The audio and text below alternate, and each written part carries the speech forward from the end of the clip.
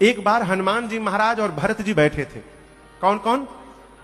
श्री हनुमान जी और श्री भरतलाल जी बैठे थे। तब तक नारद जी गुजरे।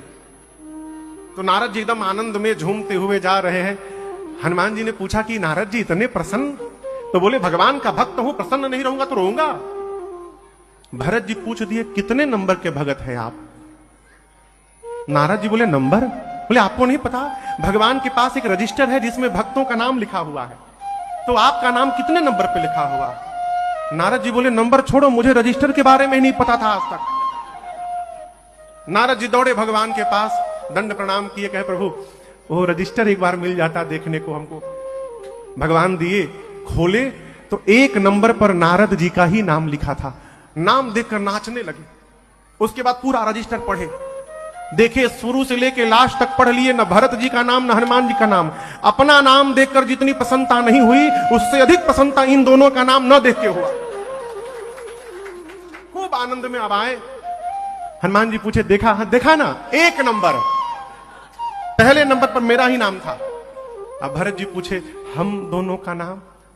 तो बोले देखिए आप लोग बुरा ना मानिएगा और एकदम बिल्कुल नहीं घबराना है, एकदम सही रास्ते पे आप लोग चल रहे हैं। ठीक है आज नाम नहीं चढ़ा है, लेकिन चलते रहिए, एक ना एक दिन नाम जरूर चढ़ेगा आप लोगों का भी। भरत जी बोले मतलब हम लोग का नाम नहीं? नहीं आप लोग का नाम नहीं था। हनुमान जी पूछे कौन सी रजिस्टर को आप देखे थे? कौन सा रजिस्टर? बड़ा सा रजिस्टर था, इतना बड़ा। अब बोले पॉकेट डायरी देखे थे भगवान का? बोले मतलब? तो एक छोटा सा पॉकेट डायरी भी रखे भगवान, अब उतना बड़ा रजिस्टर लेके कहां कहां घूमेंगे।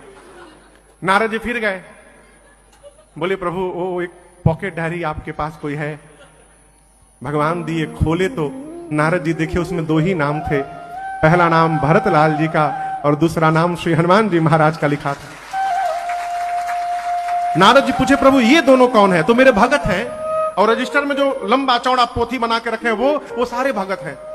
तो ये क्या प्रभु, दो का नाम इधर लिखे हैं और बाकी सबको उधर रख दिए हैं?